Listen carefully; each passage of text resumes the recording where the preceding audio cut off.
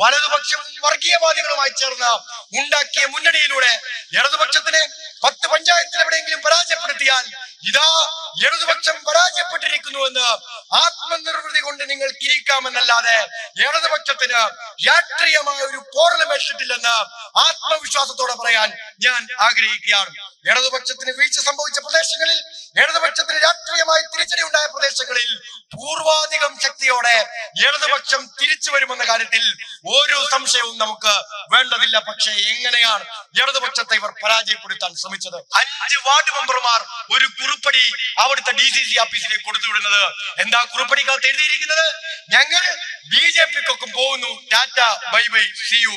നോക്കൂ, കൈപ്പത്തി ചിഹ്നത്തിൽ ജയിച്ച കോൺഗ്രസിന്റെ ജനപ്രതിനിധികൾക്ക് ഇവിടുത്തെ ഏലംകുളത്തെ കോൺഗ്രസുകാരെ പോലെ മറ്റത്തൂരിലെ കോൺഗ്രസുകാർ ഊണും ഉറക്കവും ഉപേക്ഷിച്ച് അവിടെ പഞ്ചായത്ത് വാർഡിൽ വീട് വീടാന്തരം കയറിയിറങ്ങി കൈപ്പത്തി ചിഹ്നത്തിന് വോട്ട് ചോദിച്ച് ജയിപ്പിച്ച ഈ 5 കോൺഗ്രസിന്റെ മെമ്പർമാരാണ് ഒരു തുണ്ടുകടലാസിൽ കത്തെഴുതി കൊടുത്ത BJP-യിലേക്ക് പോയതെന്ന് ഈ കേരളത്തിലെ കോൺഗ്രസുകാരൻ, ലീഗുകാരൻ മനസ്സിലാക്കേണ്ടതായിട്ടുണ്ട്. ഈ കത്തെഴുതി കൊടുത്ത് തുണ്ടുകടലാസിനെ ആശ്രയിച്ച് BJP-യിലേക്ക് പോകുന്ന കോൺഗ്രസിനെ നോക്കിയിട്ടാണ് ലീഗുകാരൻ പറയുന്നത്, ഇതാ വരുന്നു മക്കളെ നമ്മുടെ ഫാസിസ്റ്റ് വിരുദ്ധ പോരാളികൾ എന്ന്. ഈ പോരാട്ടമാണ് കോൺഗ്രസിന്റെ പോരാട്ടം എന്ന് നാം തിരിച്ചറിയണം. നിങ്ങൾ വിവാദങ്ങളിലേക്ക് ചർച്ച ചുരുക്കാൻ ശ്രമിക്കുമ്പോ, നിങ്ങൾ വിവാദങ്ങൾ ഉയർത്തി ഇടതുപക്ഷത്തെ നേരിടാൻ സജ്ജമാകുമ്പോ, നിങ്ങൾ വിവാദങ്ങളുടെ ഇടതുപക്ഷത്തെ കീഴ്പ്പെടുത്താൻ ശ്രമിക്കുമ്പോ, സ്നേഹത്തോടെ വിനയത്തോടെ രാഷ്ട്രീയ എതിരാളികളെ ഞങ്ങൾ ഉൾപ്പെടുത്തുന്നു. നിങ്ങൾ ഉയർത്തുന്ന വിവാദങ്ങൾക്ക് പുറകെ അല്ല കേരളത്തിലെ ഇടതുപക്ഷം കഴിഞ്ഞ 10 വർഷക്കാലം യാത്ര ചെയ്തത്. നിങ്ങളുടെ വിവാദങ്ങളുടെ പുറകെ ആയിരുന്നു ഇടതുപക്ഷം യാത്ര ചെയ്തത് എങ്കിൽ ഈ നേട്ടങ്ങളൊന്നും ഇടതുപക്ഷത്തിന് കൈവരിക്കാൻ കഴിയുമായിരുന്നില്ല. SIR-ന്റെ കരട് പട്ടികയിൽ ഏതെങ്കിലും അവകാശപ്പെട്ട, ഏതെങ്കിലും ഉത്തരവാദിത്തപ്പെട്ട വോട്ടവകാശമുള്ള ഒരു മനുഷ്യന്റെ വോട്ടവകാശം നിഷേധിക്കപ്പെട്ട് പട്ടികയിൽ നിന്ന് ഒഴിവാക്കപ്പെട്ടിട്ടുണ്ടെങ്കിൽ ആ ഒഴിവാക്കപ്പെട്ട മനുഷ്യന് ആ പട്ടികയിൽ തിരിച്ചു കയറാൻ വേണ്ടി, ആ പട്ടികയിൽ ഇടം പിടിക്കാൻ വേണ്ടി ഏതെങ്കിലും സർക്കാർ ഓഫീസിൽ നിന്ന് ഏതെങ്കിലും ന്യായമായ സർക്കാർ രേഖ ലഭിക്കണമെങ്കിൽ നയാ പൈസ ഫീസ് വാങ്ങാതെ, 1 രൂപ ഫീസ് ഈടാക്കാതെ മണിക്കൂറുകൾക്കുള്ളിൽ ആ രേഖ കേരളത്തിൽ അർഹതപ്പെട്ട മുഴുവൻ മനുഷ്യർക്കും കൊടുക്കണമെന്ന് ഈ രാജ്യത്ത് സർക്കാർ ഉത്തരവിറക്കിയ മുഖ്യമന്ത്രിയുടെ പേരാണ് സഖാവ് പിണറായി വിജയൻ എന്ന വസ്തുത പകൽ വെളിച്ചം പോലെ നമ്മുടെ മുന്നിൽ നിൽക്കുമ്പോഴാണ് പിണറായിക്കെതിരായി അപവാദ പ്രകടനം ലീഗ് നടത്തിയതെന്ന് നാം ഓർത്തെടുക്കേണ്ടതായിട്ടുണ്ട്.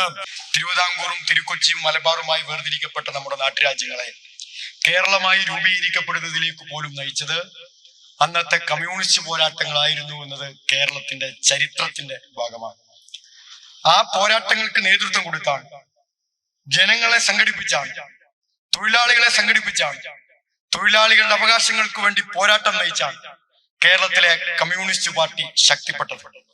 സാധാരണപ്പെട്ട മനുഷ്യന്റെ, അവന്റെ ജീവിത പ്രയാസങ്ങളുടെ, ജീവിത പ്രതിസന്ധികളുടെ ഏറ്റവും പ്രധാനപ്പെട്ട ഘട്ടങ്ങളിൽ അവനൊപ്പം നിന്ന് നിലപാട് സ്വീകരിച്ച കേരളത്തിലെ കമ്മ്യൂണിസ്റ്റ് പാർട്ടി ഏറ്റവും സാധാരണപ്പെട്ട മനുഷ്യന്റെ ജീവിതത്തിന്റെ ഭാഗമായി കേരളത്തിൽ മാറിയത്. അതുകൊണ്ടാണ് എത്ര പ്രചണ്ഡമായ പ്രചരണം ഈ കാലം അത്രയും കമ്മ്യൂണിസ്റ്റ് പാർട്ടിക്കും കമ്മ്യൂണിസ്റ്റ് പാർട്ടിയുടെ നേതൃത്വത്തിനുമെതിരെ കേരളത്തിനകത്ത് വലതുപക്ഷം നടത്തിയിട്ടും ആ പ്രചരണങ്ങൾക്കൊന്നും വിധേയപ്പെട്ട് മറ്റ് പല പ്രദേശങ്ങളിലും കമ്മ്യൂണിസ്റ്റ് പാർട്ടിക്ക് തകർച്ചയുണ്ടായതുപോലെ കേരളത്തിലെ കമ്മ്യൂണിസ്റ്റ് പാർട്ടിക്ക് തകർച്ച ഉണ്ടാവാതിരുന്നത് എന്നും നാം ഓർത്തെടുക്കേണ്ടതാണ്. ഏറ്റവും സാധാരണക്കാരായ മനുഷ്യന്റെ, തൊഴിലാളി വർഗത്തിന്റെ ജീവിതവുമായി ബന്ധപ്പെട്ട പാർട്ടിയായി നമ്മുടെ പാർട്ടിക്ക്, EMS-ന്റെ പാർട്ടിക്ക്, കമ്മ്യൂണിസ്റ്റ് പാർട്ടിക്ക് മാറാൻ കഴിഞ്ഞത് കൊണ്ടാണ് ഇന്നും സാധാരണക്കാർക്കിടയിൽ വേരോട്ടമുള്ള ശക്തിയുള്ള പാർട്ടിയായി നമ്മുടെ പാർട്ടി നിലനിൽക്കുന്നത്. ഇന്ന് കാണുന്ന കേരളം എങ്ങനെയാണ് രൂപപ്പെട്ടത്? ഇന്ന് ലോകത്തിന് മാതൃകയായ ഭൂപ്രദേശമായി കേരളം എങ്ങനെ പരിവർത്തനപ്പെട്ടു? എന്താണോ കമ്മ്യൂണിസ്റ്റുകാരാ ഈ കേരളത്തിന് വേണ്ടി നിങ്ങൾ നൽകിയ സംഭാവന എന്ന് പുതിയ കാലത്ത് ചോദിക്കുന്നവരെ ഞാനും നിങ്ങളും കാണുന്നുണ്ട്. തലച്ചോറും ബുദ്ധിയും വിവേകവും ഉപേക്ഷിച്ച് സിനിമാ നടനിൽ നിന്ന് പരിഭാഷപ്പെട്ട് RSS ആയി RSS-ന്റെ അച്ചാരം വാങ്ങി കേന്ദ്രമന്ത്രിയായ സുരേഷ് ഗോപിയാണ് അടുത്ത കാലത്ത് ഈ ചോദ്യം ഉയർത്തിയത്. എന്താണ് കമ്മ്യൂണിസ്റ്റുകാർ കേരളത്തിന് വേണ്ടി ചെയ്തത്? എന്താണ് കേരളത്തിന് വേണ്ടി കമ്മ്യൂണിസ്റ്റുകാർ നൽകിയ സംഭാവന? ABCDയോ അക്ഷരമാലയോ പഠിക്കണം എന്ന് നമ്മൾ പറയുന്നില്ല. എന്നാൽ ഈ കേരളത്തിന്റെ ചരിത്രം പഠിക്കുന്ന, 57-ന് മുമ്പും 57-ന് ശേഷവുമുള്ള കേരളത്തെ പറ്റി പഠിക്കുന്ന ഒരു കുഞ്ഞിന് പോലും എന്താണ് കമ്മ്യൂണിസ്റ്റുകാരൻ ഈ കേരളത്തിന് വേണ്ടി നൽകിയ സംഭാവന എന്ന ചോദ്യം ഒരു ഘട്ടത്തിലും ചോദിക്കാനേ കഴിയില്ല എന്നതാണ് കേരളത്തിന്റെ ചരിത്രത്തിന്റെ പ്രത്യേകത. ഈ കേരളത്തിലെ ചരിത്രം പഠിക്കുന്നവർക്ക്, കേരളം ഇന്നോളം കൈവരിച്ച നേട്ടങ്ങളെ നോക്കിക്കാണുന്നവർക്ക്, അനുഭവിക്കുന്നവർക്ക് 57-ലെ EMS ഗവൺമെന്റിനെ മറക്കാൻ കഴിയുന്നു. 57-ലെ EMS ഗവൺമെന്റ് നേതൃത്വം കൊടുത്ത് നടപ്പിലാക്കിയ ജനക്ഷേമ പദ്ധതികളെ ഈ കേരളത്തിന് ഏതെങ്കിലും ഒരു ഘട്ടത്തിൽ മറക്കാനോ വിസ്മൃതിയിലാക്കാനോ സാധിക്കുമോ? 57-ന് മുമ്പ് ഈ കേരളത്തിൽ നടന്ന പോരാട്ടങ്ങളെ ഈ കേരളത്തിന്റെ മനസ്സിന് മറക്കാൻ കഴിയുന്നു. കൃഷ്ണപിള്ളയെ കേരളത്തിൽ മറക്കാൻ സാധിക്കുമോ? പുന്നപ്രവയലാർ സമരത്തെ കേരളത്തിൽ മറക്കാൻ സാധിക്കുമോ? കയ്യൂരിലെയും കരിവള്ളൂരിലെയും മേനാശ്ശേരിയിലെയും കാവുമ്പായിലും ഉൾപ്പെടെ ഈ കേരളത്തിലെ വിവിധ ഗ്രാമപ്രദേശങ്ങളിൽ മലബാറിൽ ഉൾപ്പെടെ ഉയർന്നു വന്ന കർഷക പ്രക്ഷോഭങ്ങളെ ഈ കേരളത്തിന് മറക്കാൻ കഴിയുമോ? ആ പ്രക്ഷോഭങ്ങളിലൂടെയാണ് തൊഴിലാളികൾ അവന്റെ അവകാശങ്ങൾ നേടിയെടുത്തത്. ആ പ്രക്ഷോഭങ്ങളിലൂടെയാണ് നിവർന്നു നിൽക്കാൻ ഈ കേരളത്തിലെ അടിച്ചമർത്തപ്പെട്ടവന് ധൈര്യമുണ്ടാവുന്നത്. ഈ കേരളത്തിൽ ഉയർത്തി നാട്ടിയ ചെങ്കൊടിയുടെ തണലിലാണ് വർഗവികാരവും തൊഴിലാളി ബോധവും കേരളത്തിൽ വളർന്നു വന്നത്.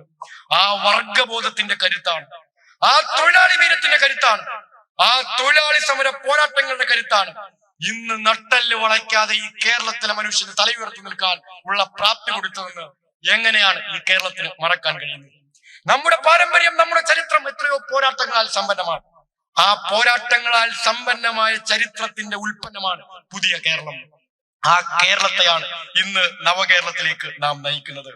നവകേരളത്തെ പറ്റി സ്വപ്നം കാണുമ്പോൾ, ആധുനിക കേരളത്തെ പറ്റിയുള്ള കാഴ്ചപ്പാടുകൾ ഇന്ന് കേരളത്തിലെ ഗവൺമെന്റ് മുന്നോട്ട് വെക്കുമ്പോൾ, ആ കാഴ്ചപ്പാടുകൾക്ക് അടിസ്ഥാന ശിലമാകിയ 57-ലെ ഗവൺമെന്റിനെ കേരളത്തിൽ മറക്കാൻ കഴിയുമോ?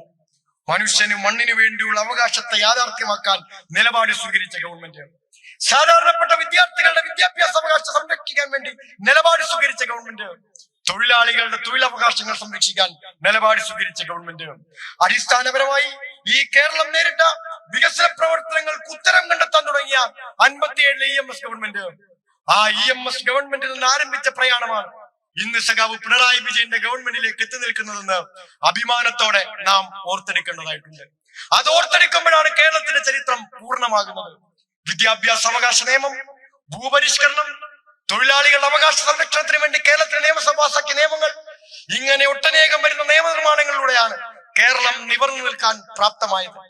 ഭൂമിയെ പറ്റി കിനാവ് കണ്ട മനുഷ്യനോടാണ് EMS പറഞ്ഞത്, ഇനി ഭൂമി നിങ്ങൾക്കൊരു സ്വപ്നമല്ല. ഭൂമിയെ പറ്റി സ്വപ്നം കാണാൻ പോലും, ഭൂമിയെ പറ്റി ചിന്തിക്കാൻ പോലും, പണിയെടുക്കുന്ന ഭൂമിയിൽ അവനുള്ള അവകാശത്തെ പറ്റി ഓർക്കാൻ പോലും അവകാശമില്ലാത്ത ഈ കേരളത്തിനകത്തെ ബഹുഭൂരിപക്ഷം വരുന്ന മനുഷ്യനോട് 57-ലെ EMS ഗവൺമെന്റ് അധികാരമേറ്റ 5-ാം നാൾ നടത്തിയ ഒരു പ്രഖ്യാപനത്തെ ഈ കേരളത്തിന് മറക്കാൻ കഴിയുമോ? ആ പ്രഖ്യാപനം മറന്നാൽ പിന്നെ കേരളത്തിൽ ജീവിക്കാൻ, മലയാളി എന്ന് പറയാൻ നമുക്കാർക്കെങ്കിലും അവകാശമുണ്ടാകുമോ? 90% വരുന്ന കേരളത്തിലെ മനുഷ്യർക്ക് ഭൂമിയിൽ അവകാശമുണ്ടായിരുന്നു. ഇന്ന് ഭൂമിയുള്ള കേരളത്തിലെ മനുഷ്യർ, ഇന്ന് വീടുള്ള കേരളത്തിലെ മനുഷ്യർ, ഇന്ന് വീടിന്റെയും ഭൂമിയുടെയും അവകാശികളായ കേരളത്തിലെ മനുഷ്യർ, അവരിൽ ചെറിയൊരു അംശമെങ്കിലും രാഷ്ട്രീയ എന്നതിന്റെ പേരിൽ കമ്മ്യൂണിസ്റ്റുകാർ ഈ കേരളത്തിന് വേണ്ടി നയിച്ച ത്യാഗത്തെ, നയിച്ച പോരാട്ടങ്ങളെ, നടത്ത തീരുമാനങ്ങളെ തള്ളിപ്പറയാൻ തയ്യാറാവുമ്പോ ഈ കേരളത്തിന്റെ പൂർവ്വകാലത്തിലെ സ്ഥിതി എന്തായിരുന്നു ഓർത്തെടുക്കാൻ കൂടി അവരോട് സ്നേഹത്തോടെ ഞങ്ങൾ അഭ്യർത്ഥിക്കാൻ തയ്യാറാവുകയാണ്. 57-ലെ EMS ഗവൺമെന്റ് അധികാരമേറ്റ 5-ാം നാൾ അസാധാരണമായ ഒരു ഓർഡിനൻസ് കേരളത്തിൽ പുറത്തിറക്കി. ഒരുപക്ഷെ ഇന്നത്തെ പുതിയ തലമുറയിലെ ഞാൻ ഉൾപ്പെടെയുള്ള ചെറുപ്പക്കാർക്ക് ഓർഡിനൻസിന്റെ തലവാചകം കേട്ടാൽ ഒരു ചെറിയ ആശ്ചര്യത്തോടെയും ഒരു അത്ഭുതത്തോടെയും തലവാചകത്തെ നോക്കിക്കാണാൻ കഴിയൂ. അന്ന് EMS ആ ഓർഡിനൻസിന് കൊടുത്ത പേര് കുടിയിറക്കൽ നിരോധന ഓർഡിനൻസ് എന്നായിരുന്നു. കുടിയിറക്കൽ എന്ന് കേട്ടാൽ ഇപ്പൊ നമ്മുടെ മനസ്സിലേക്ക് വരുന്നത് അങ്ങ് ഡൽഹിയിൽ BJP ഗവൺമെന്റ് ബുൾഡോസർ ഉപയോഗിച്ച് ന്യൂനപക്ഷങ്ങളെ ആട്ടിപ്പായിക്കുന്ന കുടിയിറക്കലും, BJP നടത്തുന്നത് പോലെ തന്നെ കർണാടകയിലെ കോൺഗ്രസ് ഗവൺമെന്റ് ബുൾഡോസർ ഉപയോഗിച്ച് നടത്തുന്ന കുടിയൊഴിപ്പിക്കലുമാണ്. പണ്ട് മുത്തങ്ങയിൽ കോൺഗ്രസ് നടത്തിയതും വേണമെങ്കിൽ ഇപ്പോ നമുക്ക് അടുത്ത കാലത്തെ കുടിയൊഴിപ്പിക്കൽ നിലയിൽ ഓർത്തെടുക്കാൻ കഴിയുന്നതാണ്. എന്നാൽ എന്തായിരുന്നു കേരളത്തിന്റെ സാമൂഹ്യ അന്തരീക്ഷം? വാഴക്കുല എന്ന കവിത ചങ്ങമ്പുഴ വിശദീകരിക്കുന്നത് എന്റെയും നിങ്ങളുടെയും മനസ്സ് ഈരടികൾ പോലെ ഇന്നും ഓർമ്മയിലേക്ക് വരുന്നതാണ്. ജീവിക്കുന്ന മണ്ണിൽ, കിടന്നുറങ്ങുന്ന മണ്ണിൽ, മരിച്ചാൽ കുഴിച്ചിടാൻ പോലും അവകാശമില്ലാത്ത മനുഷ്യരുടെ നാടായിരുന്നു കേരളം എന്നത് എനിക്കോ നിങ്ങൾക്കോ മറക്കാൻ കഴിയുന്നതാണോ? പണിയെടുക്കുന്ന മണ്ണ് ജന്മിയുടേതായിരുന്നു. ജന്മി കൽപ്പിച്ചാൽ, ജന്മിക്ക് അനിഷ്ടം തോന്നിയാൽ, ജന്മിക്ക് ഇഷ്ടമില്ലായ്മ തോന്നിയാൽ ഏത് നിമിഷവും കുടിയാനെ പാട്ടിപ്പായിക്കാനുള്ള അവകാശം കേരളത്തിലെ ജന്മിവർഗത്തിനുണ്ടായിരുന്നു. ഒരു ഭരണകൂടവും ആ ജന്മിവർഗത്തിന്റെ അവകാശത്തെ ചോദ്യം ചെയ്യാൻ ഈ ഇന്ത്യ മഹാരാജ്യത്ത് സ്വാതന്ത്ര്യം കിട്ടുന്നതിന് മുമ്പോ ശേഷമോ തയ്യാറായിട്ടില്ല. 57-ൽ EMS ഗവൺമെന്റ് അധികാരത്തിൽ വരുന്നതിന് മുമ്പ് രാജ്യത്തുണ്ടായിരുന്ന കോൺഗ്രസിന്റെ ഗവൺമെന്റ് പോലും ജന്മിത്വത്തിന്റെ ഈ അവകാശത്തെ ചോദ്യം ചെയ്യാൻ തയ്യാറായില്ലെന്നത് നാം ഓർത്തെടുക്കേണ്ടതാണ്. ജന്മിത്വത്തോട് സന്ധി ചെയ്ത, ഭൂപ്രഭുത്വത്തോട് സന്ധി ചെയ്ത ഭരണകൂടമാണ് 57 വരെ കേരളത്തിനും ഇന്ത്യക്കും പരിചിതമായിരുന്നതെങ്കിൽ 57 മഹാനായ കമ്മ്യൂണിസ്റ്റുകാരനായ EMS നേതൃത്വം കൊടുക്കുന്ന കമ്മ്യൂണിസ്റ്റ് ഗവൺമെന്റ് അധികാരത്തിലെത്തി 5-ാം നാൾ ലോകം ശ്രദ്ധിക്കുന്ന ഒരു പ്രഖ്യാപനം ഇന്ന് കൊച്ചു കേരളത്തിൽ ഉണ്ടായി. ആ പ്രഖ്യാപനം മറ്റൊന്നുമായിരുന്നില്ല, ഈ നാട്ടിലെ ജന്മിവർഗത്തോട്, ഭൂപ്രഭുത്വത്തോട്, നാടുവാഴിത്തത്തോട് കേരളത്തിന്റെ മുഖ്യമന്ത്രി കമ്മ്യൂണിസ്റ്റുകാരനായ EMS നേതൃത്വം കൊടുത്ത ഗവൺമെന്റ് പ്രഖ്യാപിച്ചു, ഇനി ഈ കേരളത്തിനകത്തെ സാധാരണക്കാരനായ ഒരു തൊഴിലാളിയെ പോലും അവൻ താമസിക്കുന്ന ഭൂപ്രദേശത്ത് നിന്ന്, അവൻ കിടന്നുറങ്ങുന്ന മണ്ണിൽ നിന്ന്, അവൻ പണിയെടുക്കുന്ന പറമ്പിൽ നിന്ന് ഇറക്കിവിടാൻ ഒരു പൊന്നുതമ്പുരാനും അവകാശമുണ്ടാവുകയില്ല. ഈ പ്രഖ്യാപനം നടത്താൻ EMS എന്ന കമ്മ്യൂണിസ്റ്റുകാരൻ 57 അധികാരത്തിലെത്തിയില്ലായിരുന്നെങ്കിൽ ഈ കേരളത്തിന്റെ സാമൂഹ്യ അന്തരീക്ഷം എന്താകുമായിരുന്നെന്ന് പ്രിയപ്പെട്ടവരെ നാം ഓർത്തെടുക്കേണ്ടതല്ലേ. അവിടെ നിന്നാണ് കേരളത്തിന്റെ പ്രയാണം ആരംഭിക്കുന്നത്. കിടന്നുറങ്ങാൻ മണ്ണ് കിട്ടിയവൻ, പണിയെടുക്കാൻ മണ്ണ് കിട്ടിയവൻ, ജീവിക്കാൻ വാസസ്ഥലം കിട്ടിയവൻ, അവന്റെ മക്കളുടെ വിദ്യാഭ്യാസത്തെ കുറിച്ച് ആശങ്കപ്പെട്ടപ്പോൾ EMS പറഞ്ഞു, വിദ്യാഭ്യാസ അവകാശ നിയമം ഞങ്ങൾ നടപ്പിലാക്കാൻ പോകുന്നു. ഈ കേരളത്തിൽ തൊഴിലാളികളുടെ മക്കളെ, കർഷക തൊഴിലാളികളുടെ മക്കളെ, കർഷകന്റെ മക്കളെ, മത്സ്യത്തൊഴിലാളികളുടെയും കയർപ്പിഴ തൊഴിലാളികളുടെ മക്കളെ, സാധാരണപ്പെട്ടവന്റെ മക്കളെ, താഴ്ന്ന ജാതിയിൽപ്പെട്ടവന്റെ മക്കളെ പഠനമെന്ന സ്വപ്നത്തിലേക്ക് കൈപിടിച്ചുയർത്താൻ ഈ കേരളത്തിലെ EMS ഗവൺമെന്റ് നടപ്പിലാക്കിയ വിദ്യാഭ്യാസ അവകാശ നിയമത്തെ ഈ കേരളത്തിന് മറക്കാൻ കഴിയുന്നതാണോ? ആ വിദ്യാഭ്യാസ അവകാശ നിയമത്തിന്റെ ചിറകിലേറിയാണ് കേരളം പറന്നുയർന്നത്. ഇന്ന് അഭിമാനത്തോടെ നമുക്ക് പറയാം. കാര്യം എന്താ? ലോകത്തിന്റെ ഏത് കോണിലേക്ക് ചെന്നാലും ഒരു മലയാളിയെ നിങ്ങൾക്ക് കാണാൻ കഴിയും. ഏറ്റവും പ്രഗത്ഭമായ അന്താരാഷ്ട്ര കമ്പനികളുടെ തലപ്പത്ത മലയാളികൾ ജോലി ചെയ്യുന്നത് നിങ്ങൾക്ക് കാണാൻ കഴിയും. ഈ ചിറകിലേറി പറന്ന് ലോകത്തിന്റെ വിവിധ കോണുകളിലേക്ക് എത്താൻ മലയാളികളെ സ്വപ്നം കാണാൻ പഠിപ്പിച്ചത് ആരാണ്? ആ സ്വപ്നത്തിന് ചിറകുമുളപ്പിച്ചത് ആരാണ്? ആ സ്വപ്നങ്ങളെ യാഥാർത്ഥ്യമാക്കി തുടങ്ങിയത് ഇവിടെ നിന്നാണ്.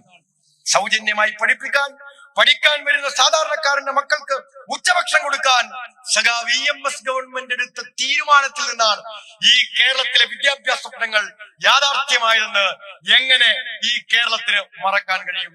57-ലെ EMS ഗവൺമെന്റ്, 67-ൽ ഈ കേരളത്തിനകത്ത് അധികാരത്തിലെത്തി EMS നേതൃത്വം കൊടുത്ത കമ്മ്യൂണിസ്റ്റ് ഗവൺമെന്റ്, 80-ൽ അധികാരത്തിലെത്തിയ സഖാവ് നയനാർ നേതൃത്വം കൊടുത്ത കമ്മ്യൂണിസ്റ്റ് ഗവൺമെന്റ്, 87-ൽ ഈ കേരളത്തിൽ അധികാരത്തിലെത്തിയ സഖാവ് നയനാർ നേതൃത്വം കൊടുത്ത ഇടതുപക്ഷ ജനാധിപത്യ മുന്നണി ഗവൺമെന്റ്, 96-ൽ നയനാർ നേതൃത്വം കൊടുത്ത ഇടതുപക്ഷ ജനാധിപത്യ മുന്നണി ഗവൺമെന്റ്, 2006-ൽ സഖാവ് VS അച്യുതാനന്ദൻ നേതൃത്വം കൊടുത്ത ഇടതുപക്ഷ ജനാധിപത്യ മുന്നണി ഗവൺമെന്റ്, 2016 മുതൽ തുടർച്ചയായി ഇന്ന് കേരളം ഭരിച്ചുകൊണ്ടിരിക്കുന്ന കോൺഗ്രസിന്റെയും ലീഗിന്റെയും ഉറക്കം കെടുത്തുന്ന പേടി സ്വപ്നമായ സഖാവ് പിണറായി വിജയന്റെ ഇടതുപക്ഷ ഗവൺമെന്റ്, ഈ ഗവൺമെന്റുകൾ, ഈ കമ്മ്യൂണിസ്റ്റ് ഗവൺമെന്റുകൾ, ഈ ഇടതുപക്ഷ ഗവൺമെന്റുകൾ കേരളത്തിന് വേണ്ടി നൽകിയ സംഭാവനകളെ ചേർത്ത് വെക്കുമ്പോഴാണ് കേരളത്തിന്റെ ചരിത്രവും കേരളത്തിന്റെ വികസനവും കേരളത്തിന്റെ സാമൂഹ്യ അന്തരീക്ഷം ഇന്ന് കൈവരിച്ച നേട്ടങ്ങളും പൂർണ്ണമാകുന്നതെന്ന് ഓർത്തെടുക്കുമ്പോഴാണ് എന്താണ് കമ്മ്യൂണിസ്റ്റുകാരൻ കേരളത്തിന് വഹിച്ച സംഭാവന എന്ന്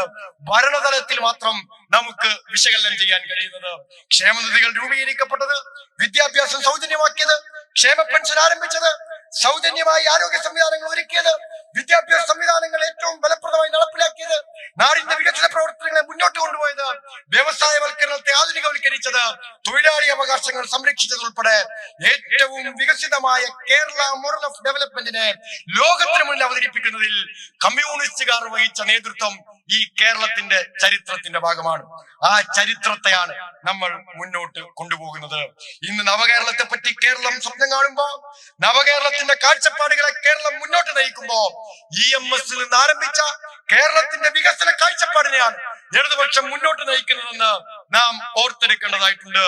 ഇന്ന് ഇന്ത്യ മഹാരാജ്യത്ത് ഏത് വികസന സൂചിക എടുത്താലും ആ വികസന സൂചികയിൽ ബഹുഭൂരിപക്ഷം സൂചികകളിലും ഒന്നാമതെത്തി നിൽക്കുന്ന സംസ്ഥാനം ഏതാണ്? ഇടതുപക്ഷത്തെ നിങ്ങൾ വിമർശിച്ചു, ഞങ്ങൾക്ക് തർക്കമില്ല. ഇടതുപക്ഷത്തിനെതിരായ അപവാദ പ്രചരണങ്ങൾ ഭണ്ഡാരമഴിച്ച് നിങ്ങൾ ഈ കേരളത്തിനകത്ത് ആകെ പ്രചരിപ്പിച്ചോ, ഞങ്ങൾ അതിനോട് രാഷ്ട്രീയമായി പ്രതികരിക്കും, ഞങ്ങൾ അതിനെ രാഷ്ട്രീയമായി നേരിടും. പക്ഷേ കഴിഞ്ഞ 10 വർഷക്കാലം ഈ കേരളത്തിലെ വികസനത്തിൽ ഇടതുപക്ഷ ഗവൺമെന്റ് നടപ്പിലാക്കിയ പദ്ധതികളിലൂടെ കൈവരിച്ച നേട്ടങ്ങളെ എങ്ങനെയാണ് നിങ്ങൾക്ക് തമസ്കരിക്കാൻ കഴിയുന്നത്?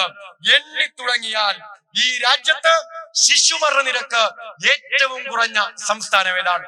എന്റെ ഓർമ്മ ശരിയാണെങ്കിൽ ഞാൻ +2 10ാം ക്ലാസ്സിലോ പഠിക്കുമ്പോഴാണ് എന്റെ സയൻസിന്റെ ഭാഗമായി ഞാൻ തയ്യാറാക്കിയ ഒരു പ്രോജക്റ്റ് അട്ടപ്പാടിയിലെ ശിശുമരണ നിരക്കിനെ സംബന്ധിച്ചാണ്. നിരന്തരമായി UDF ഭരണകാലത്ത് അട്ടപ്പാടി ഉൾപ്പെടെയുള്ള പ്രദേശങ്ങളിൽ കുഞ്ഞുങ്ങൾ മരിച്ചു വീഴുന്ന വാർത്ത നമ്മുടെ പത്രങ്ങളുടെ ഫ്രണ്ട് പേജിലെ പ്രധാനപ്പെട്ട വാർത്തയായിരുന്നു. നമുക്ക് മറക്കാൻ കഴിയുന്നതാണോ? ആ കേരളമാണ് ഇന്ന് ഈ രാജ്യത്ത് ശിശുമരണ നിരക്ക് ഏറ്റവും കുറഞ്ഞ സംസ്ഥാനമായി മാറിയിരിക്കുന്നത്. ആ മാറ്റം എങ്ങനെ കേരളത്തിൽ ഉണ്ടായി? രാജ്യത്തിന്റെ ശിശുമരണ നിരക്ക് 28 മുതൽ 30 വരെ എന്ന ഉയർന്ന കണക്കിലേക്ക് എത്തി നിൽക്കുമ്പോഴാണ് ഞാനും നിങ്ങളും ജീവിക്കുന്ന ഈ കൊച്ചു കേരളത്തിൽ ശിശുമരണ നിരക്കിനെ 5ലേക്ക് കുറച്ചു കൊണ്ടുവരാൻ കഴിഞ്ഞ 10 വർഷക്കാലത്തെ ക്രിയാത്മകമായ ഇടപെടലിലൂടെ നമ്മുടെ ഗവൺമെന്റിനായത് എന്ന ഏറ്റവും വലിയ വികസന നേട്ടം നമ്മുടെ മുന്നിൽ നിൽക്കുകയാണ്. ഓരോ ശിശുരോധനത്തിലും കേൾപ്പുരാൻ രോദനങ്ങളെന്ന് നാം ഓർത്തെടുക്കുമ്പോൾ തന്നെ ശിശുരോദനങ്ങളിൽ നിന്ന്, ശിശുക്കളുടെ മരണത്തിൽ നിന്ന് ഈ ലോകത്തിന്റെ എത്ര വികസനത്തിന്റെ കൊടുമുടിയിലേക്ക് നടന്നു കയറിയാലും ആ വികസനം ഒന്നുമല്ല എന്ന കാഴ്ചപ്പാട് നമ്മുടെ മുന്നിൽ പലാവർത്തി അനാവരണം ചെയ്യപ്പെട്ടിട്ടുള്ളതാണ്. അവിടെയാണ് ശിശുമരണ നിരക്ക് ഗണ്യമായി കുറയ്ക്കാൻ കഴിഞ്ഞ കേരളത്തിന്റെ വികസന നേട്ടം നമ്മുടെ മുന്നിൽ അവതരിപ്പിക്കപ്പെടുന്നത്. മാതൃമരണ നിരക്ക് ഏറ്റവും കുറഞ്ഞ സംസ്ഥാനം ഏതാണ്? മാതൃമരണ നിരക്ക് ഈ രാജ്യത്ത് ഏറ്റവും കുറഞ്ഞ സംസ്ഥാനത്തിന്റെ പേരും ഇടതുപക്ഷം ഭരിക്കുന്ന കേരളം എന്ന് തന്നെയാണ്. ഈ രാജ്യത്ത് ഒരു മനുഷ്യൻ ജനിച്ചു വീണാൽ ഏറ്റവും അധികം കാലം ജീവിക്കാൻ കഴിയുന്ന ആയുർദൈർഘ്യത്തിന്റെ കണക്ക് പരിശോധിച്ചാൽ ഏറ്റവും കൂടുതൽ ആയുർദൈർഘ്യമുള്ള മനുഷ്യർ ജീവിക്കുന്ന നാട് ഏതാണ്? അതും ഇടതുപക്ഷം ഭരിക്കുന്ന കേരളമാണ്. ശിശുമരണ നിരക്ക് കുറഞ്ഞ സംസ്ഥാനം, മാതൃമരണ നിരക്ക് കുറഞ്ഞ സംസ്ഥാനം, അതുപോലെ തന്നെ ജീവദൈർഘ്യം വർദ്ധിപ്പിക്കപ്പെട്ട സംസ്ഥാനം. ഈ വികസന നേട്ടങ്ങളെ എങ്ങനെ കേരളത്തിന് കൈയെത്തിപ്പിടിക്കാൻ കഴിഞ്ഞു? നമ്മുടെ സാമൂഹ്യമായ പുരോഗതി, നമ്മുടെ സാമൂഹ്യമായ മുന്നേറ്റം, നമ്മുടെ ആരോഗ്യ രംഗത്ത്, നമ്മുടെ വിദ്യാഭ്യാസ രംഗത്ത് ക്രിയാത്മകമായ ഇടപെടലുകളുടെയും പദ്ധതികളുടെയും അടിസ്ഥാനത്തിൽ വന്ന മാറ്റം, മുന്നേറ്റം. ആ മുന്നേറ്റത്തിന്റെ പ്രതിഫലനമാണ് നാം ഈ മേഖലയിൽ കൈവരിച്ച നേട്ടമെന്ന് നാം ഓർത്തെടുക്കേണ്ടതായിട്ടുണ്ട്. സാമൂഹ്യമായ പുരോഗതിയാണ് കേരളത്തിലെ ഇടതുപക്ഷ ഗവൺമെന്റിന്റെ പ്രഖ്യാപിതമായ രാഷ്ട്രീയ നയം, രാഷ്ട്രീയ നിലപാട്. നിങ്ങൾ ഉയർത്തുന്ന വിവാദങ്ങൾക്ക് പുറകെ അല്ല കേരളത്തിലെ ഇടതുപക്ഷം സഞ്ചരിക്കുന്നത്, യാത്ര ചെയ്യുന്നത്. നിങ്ങൾ വിവാദങ്ങളിലേക്ക് ചർച്ച ചുരുക്കാൻ ശ്രമിക്കുമ്പോ, നിങ്ങൾ വിവാദങ്ങൾ ഉയർത്തി ഇടതുപക്ഷത്തെ നേരിടാൻ സജ്ജമാകുമ്പോ, നിങ്ങൾ വിവാദങ്ങളുടെ ഇടതുപക്ഷത്തെ കീഴ്പ്പെടുത്താൻ ശ്രമിക്കുമ്പോ, സ്നേഹത്തോടെ വിനയത്തോടെ രാഷ്ട്രീയ എതിരാളികളെ ഞങ്ങൾ ഉൾപ്പെടുത്തുന്നു. നിങ്ങൾ ഉയർത്തുന്ന വിവാദങ്ങൾക്ക് പുറകെ അല്ല കേരളത്തിലെ ഇടതുപക്ഷം കഴിഞ്ഞ 10 വർഷക്കാലം യാത്ര ചെയ്തത്. നിങ്ങളുടെ വിവാദങ്ങളുടെ പുറകെ ആയിരുന്നു ഇടതുപക്ഷം യാത്ര ചെയ്തത് എങ്കിൽ ഈ നേട്ടങ്ങളൊന്നും ഇടതുപക്ഷത്തിന് കൈവരിക്കാൻ കഴിയുമായിരുന്നില്ല. ഈ നേട്ടങ്ങൾ കൈവരിക്കാൻ ഇടതുപക്ഷത്തിനും കേരളത്തിനും കഴിഞ്ഞ 10 വർഷക്കാലം സാധിച്ചത് ഏറ്റവും സാധാരണക്കാരന്റെ ജീവിതങ്ങളെ മാറ്റിമറിക്കാൻ കഴിയുന്ന നയസമീപനങ്ങളുമായി, വികസന കാഴ്ചപ്പാടുമായി ഇടതുപക്ഷം മുന്നോട്ട് പോയത് കൊണ്ടാണ്. അതുകൊണ്ട് തന്നെ ഒരു സംശയത്തിനും ഇട നൽകാതെ VMSന്റെ നാട്ടിൽ ഇടതുപക്ഷത്തിന്റെ പ്രവർത്തകർ എന്ന നിലയിൽ അഭിമാനത്തോടെ ഞങ്ങൾ പ്രഖ്യാപിക്കാൻ ആഗ്രഹിക്കുന്നത്, ഇടതുപക്ഷത്തിന്റെ രാഷ്ട്രീയ അജണ്ട, ഇടതുപക്ഷം ഉയർത്തുന്ന രാഷ്ട്രീയ നയം, ഇടതുപക്ഷം പങ്കുവെക്കുന്ന രാഷ്ട്രീയ കാഴ്ചപ്പാട്, ഞങ്ങളുടെ രാഷ്ട്രീയ പ്രത്യയശാസ്ത്രം, ഇന്ന് കേരളത്തിലെ ഇടതുപക്ഷ നേതൃത്വം കൊടുക്കുന്ന ഗവൺമെന്റ്, ആ ഗവൺമെന്റ് നയിക്കുന്ന മുന്നണി, ആ മുന്നണിക്ക് നേതൃത്വം കൊടുക്കുന്ന CPM ഉൾപ്പെടെയുള്ള രാഷ്ട്രീയ പാർട്ടികൾ കേരളത്തിൽ മുന്നോട്ട് വെക്കുന്ന രാഷ്ട്രീയ അജണ്ട ഈ കേരളത്തിലെ ഏറ്റവും സാധാരണക്കാരായ മനുഷ്യന്റെ ജീവിത നിലവാരത്തെ ലോകത്തിലെ ഏറ്റവും വികസിത രാജ്യങ്ങളുടെ ജീവിത നിലവാരത്തിലേക്ക് കൈപിടിച്ചുയർത്താനുള്ള രാഷ്ട്രീയ അജണ്ടയാണ് ഞങ്ങൾ മുന്നോട്ട് വെക്കുന്നത്. ആ അജണ്ടയിൽ നിന്ന് അണുവിട വ്യതിചലിപ്പിക്കാൻ നിങ്ങളുടെ പ്രചാരവേലയ്ക്ക് കേരളത്തിൽ ആവില്ല. ഞങ്ങൾ ഉയർത്തുന്ന രാഷ്ട്രീയ അജണ്ട ഏറ്റവും സാധാരണക്കാരായ മനുഷ്യന്റെ ജീവിത നിലവാരത്തെ ഉയർത്തുക എന്നതാണെങ്കിൽ ആ അജണ്ടയിൽ നിന്ന് എത്ര പ്രചണ്ഡമായ പ്രചരണം നിങ്ങൾ ഞങ്ങൾക്കെതിരെ അഴിച്ചുവിട്ടാലും ഒരടി പിന്നോട്ട് കേരളത്തിലെ ഇടതുപക്ഷമോ ഗവൺമെന്റോ പോകില്ല എന്ന് പറയാൻ ഞാൻ ആഗ്രഹിക്കുകയാണ്. ആ രാഷ്ട്രീയ ഇച്ഛാശക്തിയാണ് കേരളത്തിലെ ഇടതുപക്ഷം. ആ രാഷ്ട്രീയ ഇച്ഛാശക്തി ഉയർത്തിപ്പിടിച്ചത് കൊണ്ടാണ് ഈ കേരളത്തിലെ ഗവൺമെന്റിന് ബഹുദൂരം മുന്നോട്ട് പോകാൻ കഴിഞ്ഞത്. കഴിഞ്ഞ തദ്ദേശ സ്വയംഭരണ സ്ഥാപനങ്ങളിലേക്കുള്ള തെരഞ്ഞെടുപ്പിൽ ഇടതുപക്ഷം പ്രതീക്ഷിച്ച വിജയം ലഭിച്ചില്ല എന്ന് ഈ കേരളത്തിനകത്തെ ഇടതുപക്ഷ പ്രവർത്തകർക്കറിയാം. 2020 താരതമ്യം ചെയ്യുമ്പോൾ 20 നമുക്ക് ലഭിച്ച പഞ്ചായത്തുകളുടെ എണ്ണം കേരളത്തിൽ ഇടതുപക്ഷത്തിന് ലഭിച്ചില്ല. കേരളത്തിനകത്തെ മുനിസിപ്പാലിറ്റികളുടെ എണ്ണത്തിൽ 2020 താരതമ്യം ചെയ്യുമ്പോൾ എണ്ണത്തിൽ കുറവ് ഇടതുപക്ഷത്തിന് സംഭവിച്ചിട്ടുണ്ട്. വോട്ട് വിഹിതത്തിൽ നേരിയ ഒരു കുറവ് ഇടതുപക്ഷത്തിന് സംഭവിച്ചിട്ടുണ്ട്. എന്നാൽ ഈ കേരളത്തിലെ ഇടതുപക്ഷം ആകെ തകർന്നു പോയിരിക്കുന്നുവെന്ന് ഇന്ന് കേരളത്തിനകത്തെ മാധ്യമങ്ങളെ കൂട്ടുപിടിച്ച് വലതുപക്ഷം നടത്തുന്ന പ്രചരണമുണ്ടല്ലോ, ആ പ്രചരണം വസ്തുതാപരമായി ശരിയോട് യോജിക്കുന്നതല്ലെന്ന് ആ തെരഞ്ഞെടുപ്പിന്റെ ഫലം തന്നെ വിശകലനം ചെയ്താൽ നമുക്ക് മനസ്സിലാവുന്നതാണ്. ഇടതുപക്ഷത്തിനെതിരെ തരംഗമാഞ്ഞു വീശി എന്ന് കോൺഗ്രസ്സുകാരൻ പ്രചരിപ്പിക്കുമ്പോഴും 14 7 ജില്ലാ പഞ്ചായത്തുകൾ കേരളത്തിൽ ഇന്നും ഭരണത്തിന് നേതൃത്വം കൊടുക്കുന്നത് ഇടതുപക്ഷമാണ് എന്ന് കോൺഗ്രസുകാർ തിരിച്ചറിയേണ്ടതായിട്ടുണ്ട്. ഇടതുപക്ഷത്തിന്റെ മഹാവിരുദ്ധ തരംഗമാണ് ആഞ്ഞു വീഴ്ച നിങ്ങൾ പ്രചരിപ്പിക്കുമ്പോഴും 7 ജില്ലാ പഞ്ചായത്ത് കേരളത്തിനകത്ത് ഇടതുപക്ഷത്ത് ജയിക്കാനായെങ്കിൽ എന്താണ് ഇടതുപക്ഷത്തിന്റെ രാഷ്ട്രീയ അടിത്തറയെന്ന് കോൺഗ്രസ് മനസ്സിലാക്കേണ്ടതായിട്ടുണ്ട്. ഞങ്ങൾക്ക് കഴിഞ്ഞ വട്ടത്ത് അത്രയും പഞ്ചായത്തുകൾ ലഭിച്ചില്ലെങ്കിലും 370ഓളം വരുന്ന ഗ്രാമപഞ്ചായത്തുകളിൽ പ്രസിഡന്റുമാരായി തിരഞ്ഞെടുക്കപ്പെട്ടത് ഇടതുപക്ഷത്തിന്റെ പ്രതികളാണ്. ഇവിടുത്തെ കോൺഗ്രസുകാർ ബോധ്യപ്പെടണം. ഇടതുപക്ഷത്തെ അസ്ഥിരപ്പെടുത്താൻ, ഇടതുപക്ഷത്തെ തകർക്കാൻ, ഇടതുപക്ഷത്തിന്റെ രാഷ്ട്രീയ മുന്നേറ്റത്തെ കേരളത്തിനകത്ത് പിടിച്ചു നിർത്താൻ രാഷ്ട്രീയമായ കെൽപ്പില്ലെന്ന് തിരിച്ചറിഞ്ഞ കേരളത്തിലെ കോൺഗ്രസും UDF-ഉം ചേർന്ന് വലതുപക്ഷവും വർഗീയവാദികളുമായി ചേർന്ന് ഉണ്ടാക്കിയ മുന്നണിയിലൂടെ ഇടതുപക്ഷത്തിന് 10 പഞ്ചായത്തിൽ എവിടെയെങ്കിലും പരാജയപ്പെടുത്തിയാൽ ഇതാ ഇടതുപക്ഷം പരാജയപ്പെട്ടിരിക്കുന്നുവെന്ന് ആത്മനിർവൃതി കൊണ്ട് നിങ്ങൾ കിരിക്കാമെന്നല്ലാതെ ഇടതുപക്ഷത്തിന് രാഷ്ട്രീയമായ ഒരു പോറലമേറ്റിട്ടില്ലെന്ന് ആത്മവിശ്വാസത്തോടെ പറയാൻ ഞാൻ ആഗ്രഹിക്കുകയാണ്.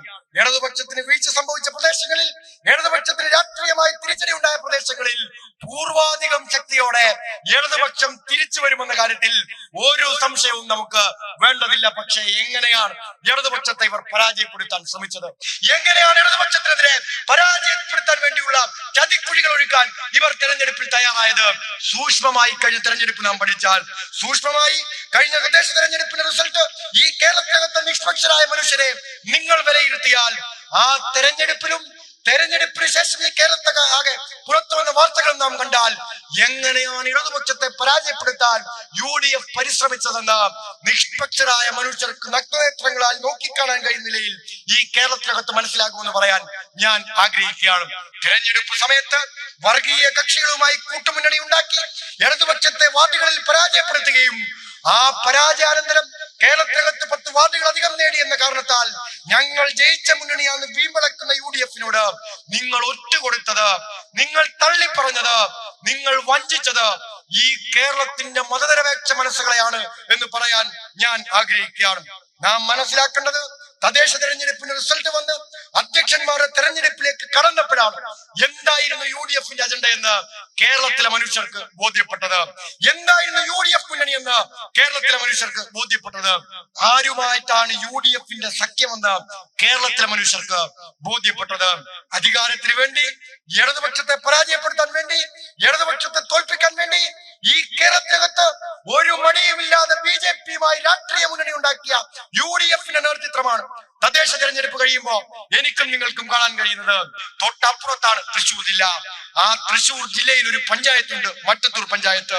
ഒരുപക്ഷെ കേരളത്തിലെ ലീഗുകാരൻ, മലപ്പുറത്തെ ലീഗുകാരൻ ആ വാർത്തയും വിവരവും അറിഞ്ഞിട്ടുണ്ടാവാൻ സാധ്യമില്ല. കാരണം ചന്ദ്രിക പത്രത്തിൽ ആ വാർത്ത വരാനുള്ള സാധ്യത ഞാൻ കാണുന്നതേ ഇല്ല. എന്താ മട്ടത്തൂർ പഞ്ചായത്തിൽ സംഭവിച്ചേ? മട്ടത്തൂർ പഞ്ചായത്തിൽ തദ്ദേശ തെരഞ്ഞെടുപ്പ് പൂർത്തിയായി ജനവധി പുറത്തേക്ക് വരുമ്പോ 8 ഗ്രാമപഞ്ചായത്ത് വാർഡുകൾ ജയിച്ച മുന്നണി LDF-ന്റെ രാഷ്ട്രീയ മുന്നണി, 5 വാർഡുകൾ ജയിച്ചത് കോൺഗ്രസിന്റെ ജനപ്രതിനിധികൾ, 3 വാർഡിൽ ജയിച്ചത് BJP-യുടെ മുന്നണി, 2 സ്വതന്ത്രരും കൂടി ജയിച്ചു. ഇനി ഈ 2 സ്വതന്ത്രരെയും UDF കൂട്ടുപിടിച്ചാൽ തന്നെ ഇടതുപക്ഷത്തിന്റെ അംഗസംഖ്യയിലേക്ക് UDF-ന് എത്താൻ കഴിയില്ല. ഈ പഞ്ചായത്തിൽ സാമാന്യ യുക്തിയിൽ ഈ കേരളത്തിനകത്ത് നിങ്ങളുടെ പ്രദേശത്തിനകത്തെ ലീഗുകാരോട് ഞങ്ങൾ ചോദിക്കുന്നത്, കോൺഗ്രസുകാരോട് ഞങ്ങൾ ചോദിക്കുന്നത്, ഇത് സാമാന്യ യുക്തിയിൽ പരിശോധിച്ചാൽ ഈ പഞ്ചായത്തിൽ പ്രസിഡന്റായി ആര് തെരഞ്ഞെടുക്കപ്പെടും? 8 പേരുള്ള LDF ഒരു വശത്ത്, 5 പേരുള്ള UDF-ഉം ഇനി 2 സ്വതന്ത്ര കൂടി പിന്തുണ കിട്ടിയാൽ 7 പേരാകാൻ കഴിയുന്ന UDF ഒരു വശത്ത്, 3 പേരുള്ള BJP ഒരു വശത്ത്. ആ പഞ്ചായത്തിൽ UDF-ന് മേൽക്കൈയുള്ള, UDF-ന് രാഷ്ട്രീയ സ്വാധീനമുള്ള പഞ്ചായത്ത് പ്രസിഡന്റ് വന്നിട്ടുണ്ടെങ്കിൽ ആരുമായിട്ടാണ് UDF രാഷ്ട്രീയ ധാരണ ഉണ്ടാക്കിയതെന്ന് വിശദീകരിക്കാൻ UDF-ന് ധാർമ്മികതയും ബാധ്യതയും ഇല്ലേ? ഇടതുപക്ഷത്തെ പരാജയപ്പെടുത്താൻ, LDF-നെ തോൽപ്പിക്കാൻ, CPM-നെ പരാജയപ്പെടുത്താൻ BJP-ക്ക് കൈകൊടുത്ത വഞ്ചനാപരമായ സമീപനം സ്വീകരിച്ചവരാണ് കേരളത്തിലെ കോൺഗ്രസ് എന്ന് പ്രിയപ്പെട്ടവരെ നാം തിരിച്ചറിയേണ്ടതായിട്ടുണ്ട്.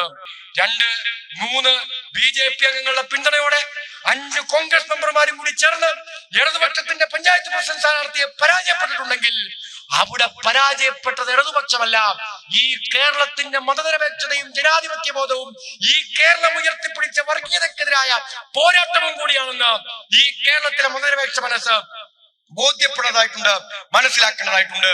കുഞ്ഞുങ്ങളുടെ കയ്യിൽ കടയിലേക്ക് പോകുമ്പോ നാം കുറുപ്പടി കൊടുത്തു വിടാറുണ്ട്. കുഞ്ഞുങ്ങളുടെ കയ്യിൽ കടയിൽ പോയി സാധനം വാങ്ങാൻ പലവ്യഞ്ജനങ്ങളുടെ ലിസ്റ്റ് കൊടുത്തിട്ടാണ് രക്ഷിതാക്കൾ കടയിലേക്ക് വിടുന്നത്. അതുപോലെയാണ് കോൺഗ്രസിന്റെ കൈപ്പറ്റ് ചിഹ്നത്തിൽ വിജയിച്ച 5 വാർഡ് മെമ്പർമാർ ഒരു കുറുപ്പടി അവിടുത്തെ DCC ഓഫീസിലേക്ക് കൊടുത്തു വിടുന്നത്. എന്താ കുറുപ്പടിക്കകത്ത് എഴുതിയിരിക്കുന്നത്?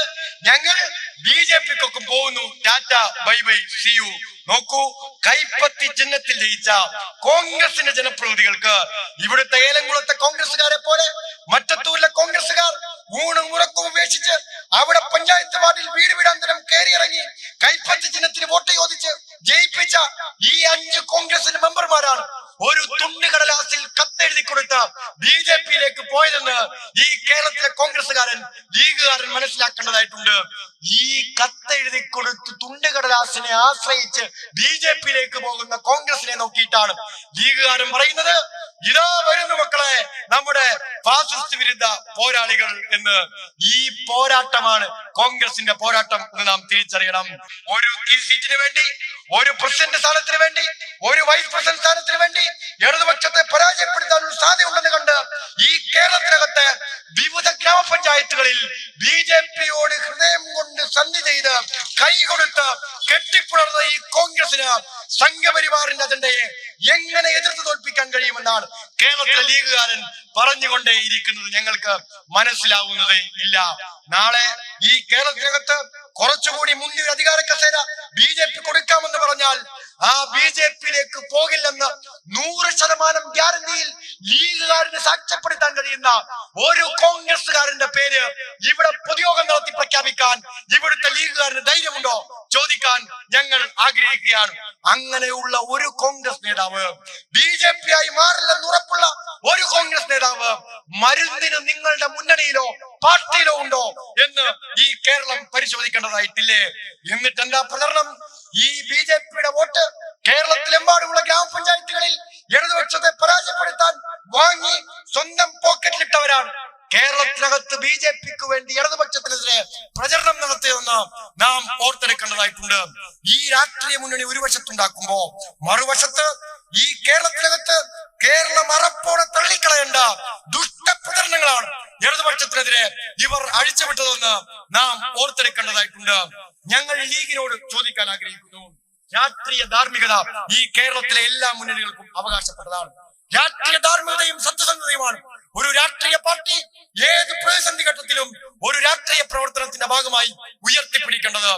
എപ്പോഴാണ് കേരളത്തിലെ ലീഗിന് ആ രാഷ്ട്രീയ ധാർമ്മികത നഷ്ടപ്പെട്ടു പോയത്? എപ്പോഴാണ് കേരളത്തിലെ ലീഗിന് ആ രാഷ്ട്രീയ സത്യസന്ധത നഷ്ടപ്പെട്ടു പോയത്? CH-ന്റെ പാർട്ടിയല്ലേ ഇന്ത്യൻ യൂണിയൻ മുസ്ലിം ലീഗ്? സീതി സാഹിബിന്റെ പാർട്ടിയല്ലേ ഇന്ത്യൻ യൂണിയൻ മുസ്ലിം ലീഗ്? CH-ന്റെ പാർട്ടി, സീതി സാഹിബിന്റെ പാർട്ടി, ദൈവവിശ്വാസങ്ങളെയും മതവിശ്വാസങ്ങളെയും പറ്റി പറയുന്ന പാർട്ടി. ആ പാർട്ടിക്ക് എങ്ങനെയാണ് ഒരു തെരഞ്ഞെടുപ്പിൽ 10 വോട്ടിന് വേണ്ടി 4 സീറ്റിന് വേണ്ടി ഈ കേരളത്തിലെ മനുഷ്യരുടെ വീടുകളിലേക്ക് ചെന്ന് കള്ളം പറയാൻ പറ്റുന്നത് എന്ന് ഗൗരവപൂർവം നാം ചിന്തിക്കേണ്ടതാണ്. എന്തായിരുന്നു കേരളത്തിലെ തദ്ദേശ തെരഞ്ഞെടുപ്പിൽ ലീഗിന്റെ പ്രചരണം? എന്റെ ഓർമ്മ ശരിയാണെങ്കിൽ ഈ മലപ്പുറം ജില്ലയിൽ നിന്നാണ് ഒരു വീഡിയോ പ്രചരിപ്പിക്കപ്പെട്ടത്. എന്തായിരുന്നു വീഡിയോയിൽ? ലീഗിന്റെ നേതാക്കന്മാർ, ഏറ്റവും പ്രധാനപ്പെട്ട നേതാക്കന്മാർ വീടുകളിലേക്ക് പോവുകയാണ്. വീടുകളിലേക്ക് പോയിട്ടോ വീട്ടിൽ പോയി വോട്ട് ചോദിക്കാൻ എല്ലാ ലീഗുകാരനും അവകാശമുണ്ട്. അവകാശമൊന്നും ഇടതുപക്ഷം ചോദ്യം ചെയ്യാനോ ചോദ്യം ചെയ്യലിന് വിധേയമാക്കാനോ ആഗ്രഹിക്കുന്നതേ ഇല്ല. പക്ഷേ വീട്ടിലേക്ക് പോയി ലീഗുകാരൻ എന്താണ് പ്രചരിപ്പിച്ചത്? വീട്ടിലേക്ക് പോയി ഗ്രഹനാഥയോട് പ്രായമായവരോട് ഈ കേരളത്തിലെ ലീഗുകാരൻ പറഞ്ഞത് എന്താ? എല്ലാവരും സൂക്ഷിച്ചോളേൻ, കേരളത്തിലെ മുഖ്യമന്ത്രി സഖാവ് പിണറായി വിജയൻ നിങ്ങളുടെ എല്ലാം വോട്ട് വെട്ടിക്കൊണ്ടിരിക്കുന്നു, SIR നടപ്പിലാക്കിക്കൊണ്ടിരിക്കുന്നു എന്നാണ്. നിങ്ങൾ നോക്കൂ, സത്യവുമായി ഏതെങ്കിലും ബന്ധമുള്ള പ്രചരണമാണോ ഈ SIR-മായി ബന്ധപ്പെട്ട് ലീഗ് കേരളത്തിലെ മനുഷ്യർക്കിടയിൽ നടത്തിയത്?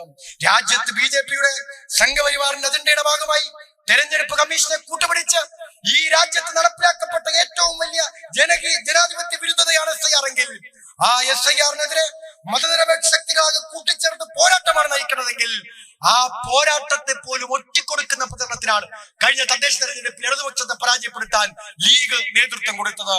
നാം ചോദിക്കേണ്ട ഒരു ചോദ്യമില്ലേ, SIR-ഉം സഖാവ് പിണറായി വിജയനുമായി എന്താണ് ബന്ധം? ഒരു ബന്ധമുണ്ട്, പക്ഷേ ആ ബന്ധം ലീഗുകാർ പറയില്ല. രാജ്യത്തെമ്പാടും കോടിക്കണക്കിന് വരുന്ന മനുഷ്യരെ SIR ഉപയോഗിച്ച് വോട്ടർ പട്ടികയിൽ നിന്ന് വെട്ടിമാറ്റാൻ കേന്ദ്ര തെരഞ്ഞെടുപ്പ് കമ്മീഷൻ ഗൂഢപദ്ധതി തയ്യാറാക്കുമ്പോ കേരളത്തിനകത്ത് 24 ലക്ഷത്തോളം മനുഷ്യരെ SIR-ന്റെ കരട് പട്ടികയിൽ നിന്ന് ഒഴിവാക്കാൻ കേരളത്തിലെ തെരഞ്ഞെടുപ്പ് കമ്മീഷൻ തീരുമാനമെടുക്കുമ്പോ അതിൽ അർഹതപ്പെട്ട ഒരു മനുഷ്യൻ പോലും ഒഴിവാക്കപ്പെട്ടതെന്ന പിടിവാശിയോടെ ഈ കേരളത്തിനകത്ത് ഇടപെട്ട മനുഷ്യന്റെ പേരാണ് സഖാവ് പിണറായി വിജയൻ എന്ന് നാം തിരിച്ചറിയേണ്ടതായിട്ടുണ്ട്. ഈ രാജ്യത്തെ ഒരു സംസ്ഥാനവും ഇറക്കാത്ത ഒരു ഉത്തരവിറക്കിയ സംസ്ഥാനം ഈ കേരളമാണ്. കഴിഞ്ഞ ദിവസം കേരളത്തിലെ മുഖ്യമന്ത്രി സഖാവ് പിണറായി വിജയന്റെ ഗവൺമെന്റ് ഉത്തരവ് പുറത്തേക്ക് ഇറക്കി. SIR-ന്റെ കരട് പട്ടികയിൽ ഏതെങ്കിലും അവകാശപ്പെട്ട, ഏതെങ്കിലും ഉത്തരവാദിത്തപ്പെട്ട വോട്ടവകാശമുള്ള ഒരു മനുഷ്യന്റെ വോട്ടവകാശം നിഷേധിക്കപ്പെട്ട് പട്ടികയിൽ നിന്ന് ഒഴിവാക്കപ്പെട്ടിട്ടുണ്ടെങ്കിൽ ആ ഒഴിവാക്കപ്പെട്ട മനുഷ്യന് ആ പട്ടികയിൽ തിരിച്ചു കയറാൻ വേണ്ടി, ആ പട്ടികയിൽ ഇടം പിടിക്കാൻ വേണ്ടി ഏതെങ്കിലും സർക്കാർ ഓഫീസിൽ നിന്ന് ഏതെങ്കിലും ന്യായമായ സർക്കാർ രേഖ ലഭിക്കണമെങ്കിൽ നയാ പൈസ ഫീസ് വാങ്ങാതെ, 1 രൂപ ഫീസ് ഈടാക്കാതെ മണിക്കൂറുകൾക്കുള്ളിൽ ആ രേഖ കേരളത്തിൽ അർഹതപ്പെട്ട മുഴുവൻ മനുഷ്യർക്കും കൊടുക്കണമെന്ന് ഈ രാജ്യത്ത് സർക്കാർ ഉത്തരവിറക്കിയ മുഖ്യമന്ത്രിയുടെ പേരാണ് സഖാവ് പിണറായി വിജയൻ എന്ന വസ്തുത പകൽ വെളിച്ചം പോലെ നമ്മുടെ മുന്നിൽ നിൽക്കുമ്പോഴാണ് പിണറായിക്കെതിരായി അപവാദ പ്രകടനം ലീഗ് നടത്തിയതെന്ന് നാം ഓർത്തെടുക്കേണ്ടതായിട്ടുണ്ട്. മതവിശ്വാസത്തെ പറ്റി 4 നേരം 5 നേരം പറയുന്ന ലീഗുകാരാ, മതവിശ്വാസത്തെ കൂട്ടുപിടിച്ച് വോട്ട് ചോദിക്കാൻ വേണ്ടി കേരളത്തിൽ ഇറങ്ങുന്ന ലീഗുകാരാ, ആത്മാർത്ഥമായി സത്യസന്ധമായി കേരളത്തിലെ ഒരു മനുഷ്യൻ നിലയിൽ നിങ്ങളോട് ഞാൻ ചോദിക്കാൻ ആഗ്രഹിക്കുന്നു, ഏത് പടച്ച തമ്പുരാനാണ് കള്ളം പറയുന്നവരെ കൂടിയിരുത്തുന്നത് എന്ന് നിങ്ങൾ ചിന്തിക്കേണ്ടതായിട്ടുണ്ട്. കള്ളം പറയുന്നവരെ, അസത്യം പ്രചരിപ്പിക്കുന്നവരെ, ദുഷ്പ്രചരണം നടത്തുന്നവരെ, അപവാദ പ്രചരണം നടത്തുന്നവരെ ഏത് വിശുദ്ധ ഗ്രന്ഥമാണ് വിശുദ്ധരാക്കുന്നതെന്ന് ഈ കേരളത്തിലെ ലീഗുകാർ മറുപടി പറയേണ്ടതായിട്ടുണ്ട്. ഒരു ദൈവവും നിങ്ങളെ സ്വർഗത്തിലേക്ക് ആനയിക്കില്ല. ലീഗിൽ ചേർന്നാൽ സ്വർഗം കിട്ടുമെന്ന് ലീഗുകാരൻ പ്രചരിപ്പിക്കുമ്പോ അതേ ലീഗുകാരനോട് ഹൃദയം തുറന്ന് ഞാൻ ചോദിക്കാൻ ആഗ്രഹിക്കട്ടെ, കള്ളം പറയുന്നവരെ ഏത് സ്വർഗത്തിന്റെ വാതിലാണ് സ്വാഗതം ചെയ്യുന്നത്? ലീഗുകാരൻ സ്വയം ചിന്തിക്കേണ്ടതായിട്ടുണ്ട്.